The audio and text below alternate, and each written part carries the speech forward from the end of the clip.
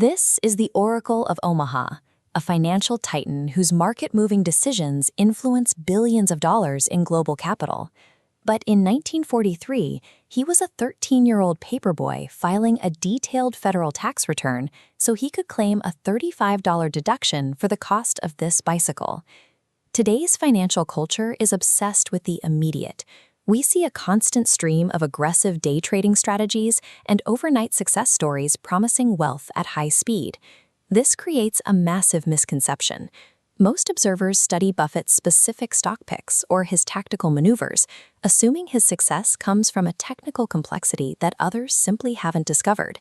They ignore the one variable that actually drives the result: duration. To understand his fortune, we have to look past the myths and reverse engineer his timeline. We're going to show how his wealth is the predictable, mathematical consequence of 70 years of uninterrupted compounding. Before he ever managed a hedge fund, Buffett spent his youth in Omaha focused on the physical mechanics of building seed capital. He spent his mornings running multiple newspaper routes, selling used golf balls, and delivering collectible stamps, all to accumulate a base of investable cash. His strategy shifted from physical labor to asset ownership with a $25 investment in a used pinball machine. He placed the machine in his local barbershop. By providing entertainment to a captive audience, he created his first stream of passive, autonomous income. The moment the first machine generated a profit, he didn't spend it. He immediately bought a second machine, then a third. These early years established a rigid operational logic. Every dollar of profit was a tool meant to be used for the acquisition of the next income-producing asset. As he grew older, he scaled this logic from physical machines to the intellectual capital of the stock market. He found a mentor in Benjamin Graham, who taught him the framework of value investing. Value investing is the process of calculating a company's intrinsic worth and only buying when the market price is significantly lower. It is the practice of paying 50 cents for a dollar of value. He eventually applied this to Berkshire Hathaway, not a global powerhouse, but a struggling textile mill in a declining industry.